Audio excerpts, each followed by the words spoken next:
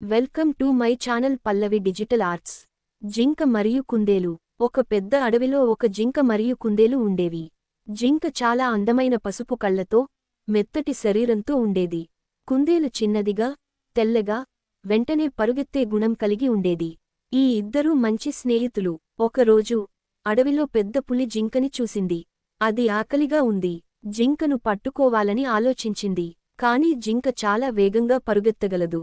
పులి ఒక ఎత్తుగడ వేసింది. జింకను పట్టుకోవడానికి పులి గడ్డిలో పాసం గుచ్చి ఉంచింది. కుందేలు ఈ పాసాన్ని చూసింది. అది తన స్నేహితురాలు జింకను రక్షించాలనుకుంది. జింక, ఈ పాసం చూడరా, పులి పెట్టినదని అనిపిస్తోంది. ఈ దారిన వెళ్ళవద్దు అని చెప్పింది కుందేలు. జింక, కుందేలు మాట వినలేదు. నేను ఎప్పుడూ పరిగెడుతూ ఉంటాను, నన్ను ఎవరూ పట్టుకోలేరు అంది జింక. కుందేలు చెప్పిన మాటలను లైట్గా తీసుకుంది. కాని కుందేలు పొరపాటు చేయకూడదు అని చాలా జాగ్రత్తగా చెప్పింది. చివరికి జింక కుందేలు మాట వినింది. తర్వాత పాశానికి చిక్కకుండా జాగ్రత్త పడింది. మిగిలిన జంతువులకు కూడా ఈ సంఘటనను కుందేలు చెప్పింది. అందరూ కుందేలును ప్రశంసించారు.